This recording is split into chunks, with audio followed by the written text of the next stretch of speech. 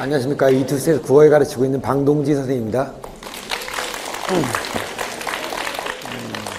오늘 날씨도 되게 좋고요. 많이 분들 오셔서 저도 기분이 좋은데 걱정이 많으실 겁니다. 저도 요즘에 걱정이 너무 많아요. 우리 큰딸이 예비 중일입니다.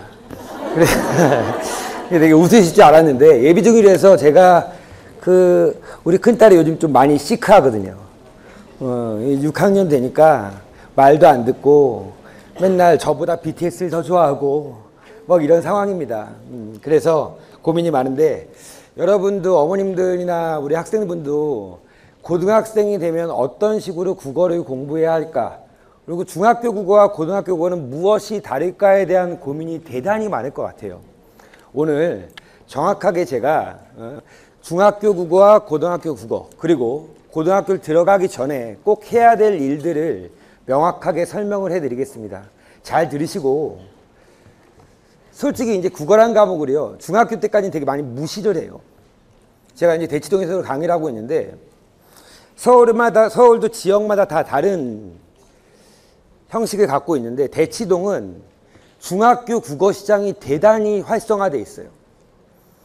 고1 같은 경우는 국어학원을 안 다니는 학생이 거의 없을 정도입니다. 어느 정도냐면 국어가 예를 들어서 뭐 상문고라고 한다면 상문고 고1 반이 따로 있어요.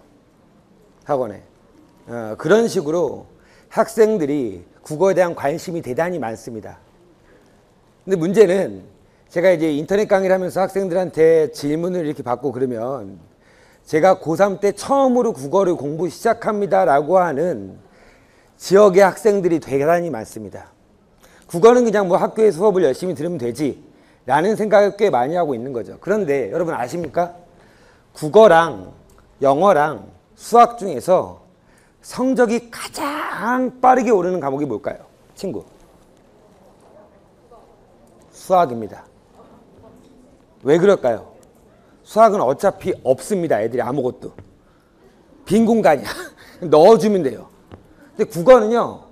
여기 계시는 아버님, 어머님들도 문제를 푸실 수 있습니다. 왜? 우리말이니까. 그런데 읽기 훈련이 제대로 돼 있지 않은 학생들은 자기의 읽는 방식, 지금까지 15년, 16년, 17년 동안 읽었던 방식으로 읽겠죠. 그 습관을 교정해 주는 게 그렇게 어렵습니다. 다이어트가 어려운 거 아시죠? 왜 어려울까요? 습관이 힘드니까, 교정이 힘드니까 똑같습니다. 자, 제가 오늘 말씀드리고 싶은 거는 몇 가지가 있는데 제일 먼저 말씀드릴 것은 중학교와 고등학교가 무엇이 차이가 있는지를 구체적 사례를 통해서 말씀드릴 거예요. 중학교 국어와 고등학교 국어는 어떻게 다른가? 자, 제가 똑같은 문제 두 문제를 가봤는데 이거 아실 거예요. 중3들은 다 알아요. 가시리 있고 그쵸? 다 아시는데 가시리라는 작품입니다. 그리고 이 중학교 시험 문제를 보시면 이게 이제 양천구 목동에 있는 한 학교의 시험 문제입니다. 보시면 알겠지만 뭐 분절체, 조선시대 문헌, 뭐 지은이가 누구인지 알 수 없다. 이 노래가 불리던 초기에는 주로 귀족층이 즐겼다. 소박한 시어를 사용하여 진솔한 감정을 표현하였다. 이렇게 나왔습니다.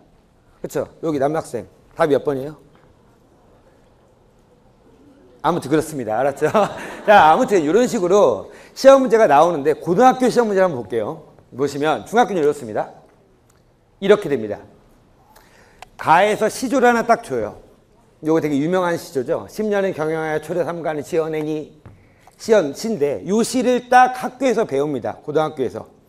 교과서에서 요 시를 배우면 오른쪽을 딱 보면 가의 화자가 현재의 태도와 정서를 바탕으로 다른 노래를 지었다고 할 때 가장 이질적인 것은 그럼 어떻게 되는 거죠? 이 가의 화자의 상황과 정서 태도를 바탕으로 해서 다른 작품에 뭐 해야 돼요? 적용하는 문제입니다. 그러면 여기에 있는 시들을 뭐 해야 돼요? 해석을 할 수 있어야 돼요.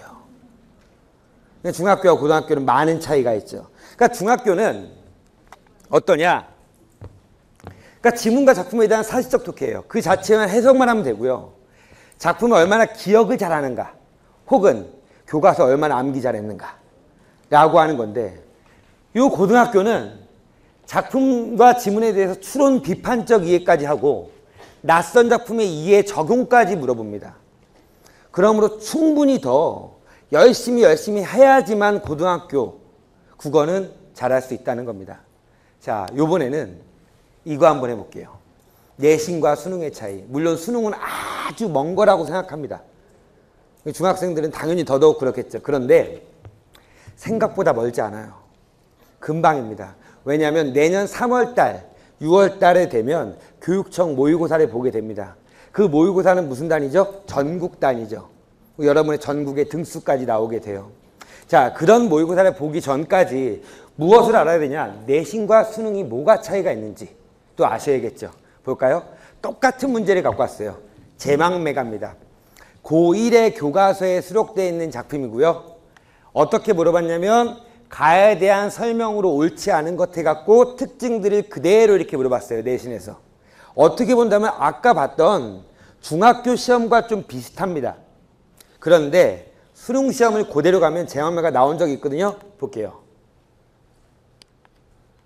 이렇게 돼요. 보면 가의 작품은 똑같죠. 똑같은데 A와 B와 보기에 밑줄친 시어들을 연결해서 비교 감상하라 이거죠. 훨씬 더 이해도를 적용까지 완벽하게 해서 문맥적 의미를 끄집어내는 훈련을 해야 합니다. 그러니까 단순 기억이 아니라는 거죠. 이게 수능이 생각보다 국어라는, 저도 국어를 가르치고 있는지 지금 제가 99년부터 가르쳤는데요. 제가 동안이지만 아무튼 99년부터 가르쳤는데 이게 정말로 학생들이 국어 성적을 올리는 데 많은 힘든 것을 겪게 됩니다. 왜 그러냐면 이게 지식적으로 막 박아줘 갖고 되는 게 아니고 방법과 원리를 익히고 체화하는 연습이 꾸준히 있어야 돼요. 근데 그 꾸준히를 안 해요. 특히 이제 애들은 내신만 공부하는 학생들은 내신 때는 막 공부하다가 내신 끝나면 다 포맷되죠. 그런 상황이 대단히 많아요. 근데 국어는 계속 그 원리와 개념들을 머릿속에 집어넣어야 된다는 겁니다. 자, 보시면 알겠지만 이런 식으로 문제가 차원이 다르게 나옵니다. 자, 내신은 똑같습니다. 얼마나 정확하게 기억하느냐, 특정 개념을 외웠느냐, 출제 범위가 존재해요. 그래서 학생들이 시험 범위 있으면 그 시험 범위만 1차 복수, 2차 복수, 3차 복수 계속 돌리는 거죠. 전날에 밤새고. 그렇죠? 근데 수능은 전날에 푹 자야 됩니다. 완전히 다 밤새 갖고 이게 뭐 당일치가 될 수가 없어. 요게 이제 차이가 되겠죠. 그래서 출제 범위가 없는 대신 출제 유형이 존재하고 응용하는 거, 이해해서 적용하는 문제가 나온다는 것입니다. 그런데 제가 이 얘기도 할 것 같아요. 내신과 수능이 같은 경우도 있습니다. 이거 한번 보겠습니다. 보기의 가리 바탕으로 본문 나를 이해한 것으로 적절한 것은, 그럼 보기의 가리 바탕으로 나를 이해한 것이에요.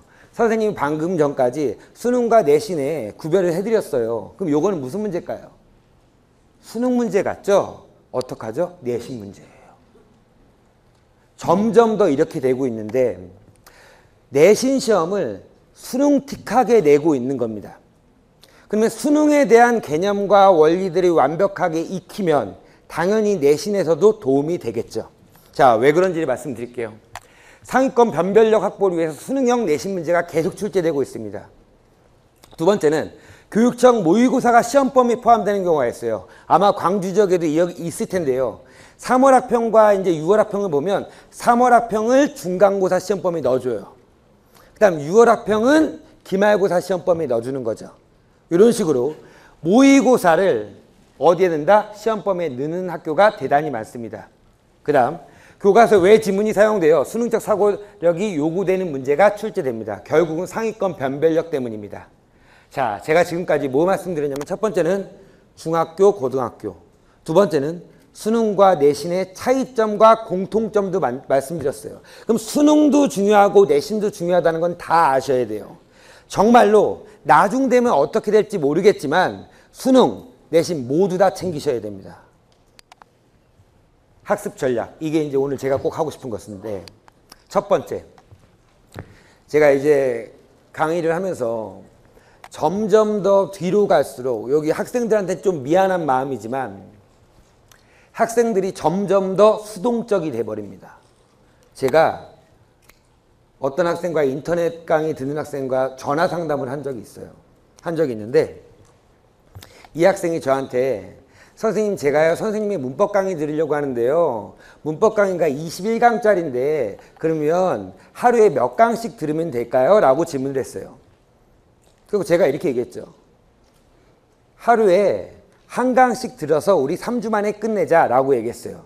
그랬더니 이 친구가 뭐냐면 선생님 제가요 금요일 날이요 수학학원을 가는데요.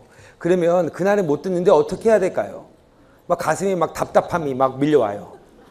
그러면 그거를 금요일에 빼고 24일 동안 하거나 25일 동안 해서 강의 들어라 라고 하면 되겠죠. 그런데 이제 끊으려고 그래 그래서 이렇게 듣고 이렇게 복습해라. 선생님 잠깐만요. 제가 다음 주에 수행평가가 있는 걸 까먹었어요.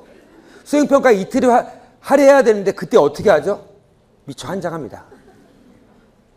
그 정도로 스스로 계획하고 스스로 공부하는 힘이 없어요. 여기 계신 중학교 학생들 제발 부탁인데 스스로 계획하고 스스로 공부하는 힘을 기르셔야 돼요.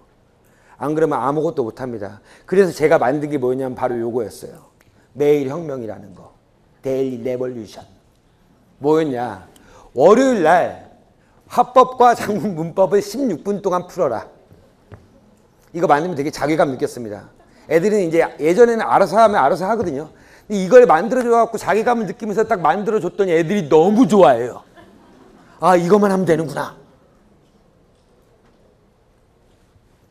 매일매일 하는 게 가장 중요합니다. 이게 습관적으로 국어는 단기간에 성적이 오르지 않는다고 아까도 말씀드렸지만 그러므로 매일매일 조금씩 하시는 게 가장 중요하다는 거 말씀드리고요. 요 컨텐츠는 선생님의 그 홈에 가시면 다 다운받을 수 있습니다. 자, 두 번째 말씀드릴게요. 자, 국어의 기초능력 함양이 중요한데요. 제가 이런 학생이 있어요. 저는요, 선생님, 국어 공부를 한 번도 해본 적이 없어요. 그런데 저는 항상 1등급이에요. 있을까요, 없을까요? 있습니다. 국어는 있어요. 수학은 있을 수가 없어요. 근데 국어는 있어요. 여기 아마 부모님들도 문제 오늘 고1과에 한번 딱 풀어보세요 라고 하면 대단히 잘 보시는 분들이 계십니다. 왜 그럴까요? 그렇죠. 책을 많이 읽어서. 선생님 어떡해요? 저는 책을 한 번도 읽어본 적이 없는데요. 저는 유튜브밖에 모르는데요. 이런 학생도 되게 많았던데. 저도 저희 딸한테 국어 공부는 따로 시키진 않아요. 계속 책만 읽고 있습니다. 요즘은 알베르 까뮈의 책에 빠져 있어요. 그러니까 그런 책으로 저는 책을 많이 읽히는데, 그러니까 중요한 것은 어렸을 때 책을 한 번도 안 읽었어요. 그리고 고등학교가 딱 됐어요. 모의고사에 봤는데 45문제가 딱 나왔는데 80분 동안 풀래요. 근데 제가 15문제 딱 풀었는데 종이 쳤어요. 이런 학생들이 대단히 많다는 거예요. 왜냐하면 길이가 긴 문장에 대해서 한 번도 겪어보지 못한 경험을 하게 됩니다. 그러므로 기초 체력을 길러야 돼요. 그럼 여러분이 지금 고등학교 때까지 지금이 가장 한가할 때인데 어떻게 본다면 이때 뭘 하셔야 되냐면 고등국어에 대한 핵심 개념, 원리, 읽기 방법들을 겨울방학 때까지 익혀 놓으셔야 돼요. 그러면 여러분은 고등학교 딱 들어가서 정말 유리합니다. 자, 그럼 첫 번째는 뭐가 필요하냐면 문학 개념어가 필요해요. 보시면 알겠지만 음성상징어. 혹시 아시나요? 음성상징어? 따박따박. 그렇죠. 의성어 의태어예요. 근데 중학교에서 잘 많이 나오는 용어들은 아니에요. 자, 밑에 관조적 태도. 이런 용어 애들이 모릅니다. 잘. 많이 안 나오니까. 이렇게 고등학교에서 나오는 어휘들을 체킹하는, 문학 개념들을 체킹하는 공부가 필요하고요. 두 번째는 문학 개념에 대한 공부가 필요하고, 자, 두 번째는 문법 개념어입니다. 이게 중학교 문법도 나오는데 중학교 문법과 고등학교 문법은 차원이 다릅니다. 문법이 수능에서 몇 문항이 나오냐면 현재에서는 5문항이 나오는데 아마 개정되더라도 5문항에서 7문항이 나올 것 같습니다. 그런데 이 문법 개념은 다시 한번 말씀드리지만 알면 쉬워요. 근데 모르면 하나도 손을 못 댑니다. 어떻게 보면 약간은 수학과 같은 비슷해요. 보시면 사동사, 자동사, 타동사, 타동사는 학생들이 알아요. 왜 할까요? 영어 때문에. 이거 참 슬퍼요. 그래갖고 제가 이제 물어봅니다. 여기 학생, 우리 국어는 몇 품사일까요? 8품사는 영어예요, 이 신발. 그러니까 이게 진짜 슬픈 거예요. 이게 왜, 미안합니다. 그죠? 자, 영어가 8품사예요. 근데 국어의 품사는 몰라요. 근데 우리는 한국인이죠? 그만큼 국어 문법에 대해서 전혀 안 돼 있어요. 학생들이. 국어는 구품사입니다. 그렇죠? 국어의 구품사 대박 그러면 어떤 학생이 전치사요 이런 소리 해요. 우린 전치사 없습니다. 그러니까 영어는 정말로 열심히 해요. 근데 국어는 정말로 신경을 안 썼다는 거예요. 그런데 처음에 딱 나오면 이런 문제들이 튀어나온다는 거죠. 매우 당황스럽죠. 겨울방학 전까지 끝내십시오. 충분히 끝낼 수 있습니다. 자, 문법 개념이 되게 중요하고요. 그 다음 세 번째는 중요 어휘입니다. 이게 이제 고등학교 1학교 교과서에 있는 문제를 제가 갖고 온 건데요. 용어 자체가 어려워요. 예속됐다. 유보적 태도. 요번에 이 9월 모평에도 나왔던 거예요. 고3들이 유보라는 말을 몰라서 틀린 애들이 수두룩해요. 정말로 학생들이 미안하지만 정말 여기 학생은 미안하지만 무식해요. 저한테 어떤 학생이 저는 아직까지 그 충격을 잊을 수가 없는데 삼수생이었어요. 삼수생이 딱 오더니 선생님 제가 오늘 선생님 비문학 지문을 수업을 들었는데요. 정말 궁금한 게 있는데 공전과 자전이 어떻게 달라요? 무섭죠? 전 걔가 무서웠어요.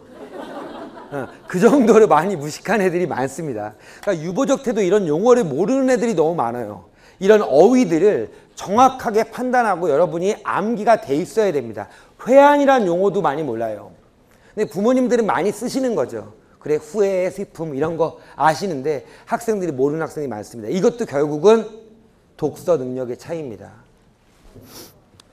그래서 어휘력을 기르는 것이 되게 중요해요. 선생님이 이제 웨어 같은 교재도 만들었는데 어휘력을 이번 겨울이 아니면 할 시간이 없습니다.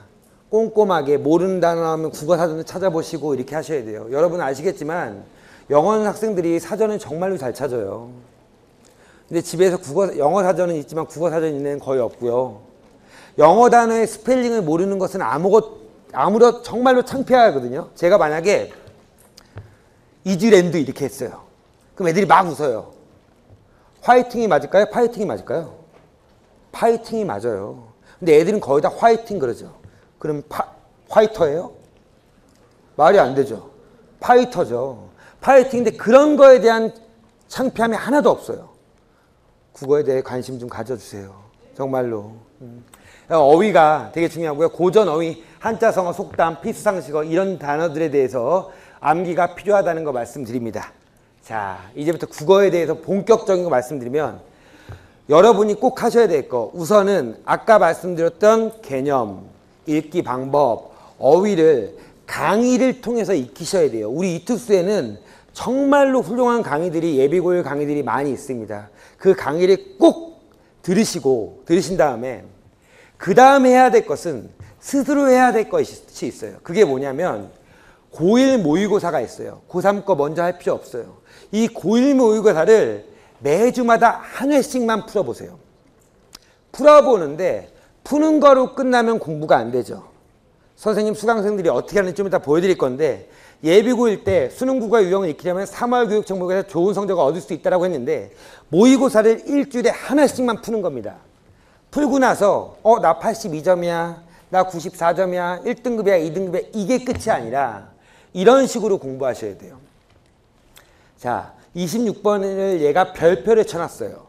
어떻게 적혀놨냐면 계속 지문을 읽으면 읽을수록 내가 읽고 이해한 내용들과 상충되면서 보기 제시형 문제를 제대로 풀지 못했다. 그래서 별표를 쳤대요. 그 다음 문필법 보시면 뭐 제시문을 모두 읽고 나온 원리들을 보기에 연결시켜 문제를 푼다. 앞으로 주의할 점. 읽을수록 더 이해가 안 되면 OX 문제에 최대한 맞추려고 하고 원리로 선지를 한 번 더 걷어내본다. 이런 식으로 자기가 틀린 이유 그리고 선지의 근거들을 명확하게 써보는 연습을 하셔야 돼요. 근데 학생들은 대체로 어떻게 할까요? 채점해요. 틀려요. 그럼 뭐 하죠? 해설지 봐요. 그 다음에 끄덕여요. 아, 내가 왜 틀렸지? 그리고 반다리 딱 거놓죠. 되게 재밌는 거 아세요? 똑같은 문제를 3개월 후에 또 풀게 하잖아요. 똑같은 거 또 틀려요. 그건 제대로 정복이 안 됐다는 거죠. 자, 이런 식으로 정확하게 여러분이 문제를 풀고 이 문제에 대해서 해결책까지 쓰고 근거까지 쓰는 연습을 하신다면 분명히 말씀드리는데 국어는 어렵지 않습니다. 이렇게 하는 학생들이 많지 않아요. 생각보다.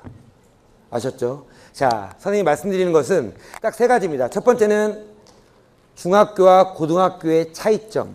고등학교는 훨씬 더 고난이도의 사고력을 필요로 한다. 두 번째는 내신과 수능. 수능은 적용 능력을 많이 물어본다. 방법을 물어본다. 세 번째, 고등학교에 꼭 해야 될 거. 제일 먼저 해야 될 것은 당장 이투스에서 강의를 들으시고요. 중요합니다. 왜냐하면 학생들이 아무 생각도 없이 기출문제를 푸는 학생들이 있어요. 이렇게 기출문제를 아무 생각 없이 풀어요. 그냥 풀면 성적이 오르지가 않아요. 왜냐하면 내가 모르는 개념과 원리가 있어야겠죠. 그러니까 원리를 알고 개념을 알고 그 다음에 문제를 풀어야지 효과가 좋습니다. 그러므로 짧은 강의라도 좋으니까 국어 전반적인 강의들이 있습니다. 예비고일 대상으로 하는 강의. 그 강의를 들으시고 기출분석을 하시면 성적이 오릅니다. 그렇죠? 자, 그 다음 개념들, 원리들 익히시고요. 특히 가장 중요한 것은 어휘입니다.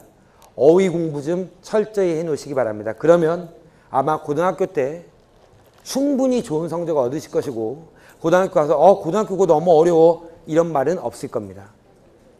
되셨죠? 여기 학생들 많은데 제가 22년 만에 광주를 내려와요. 제 아버님이 그 광주 분이시거든요. 장인어른이.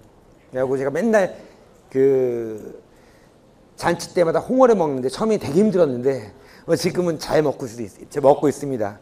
요 광주 학생들 되게 예쁘고 착하고 이런 학생들 시험 잘 보시고 고등학교 가서도 국어 관심을 가지셔갖고 좋은 성적 거두시기 바랍니다. 고맙습니다.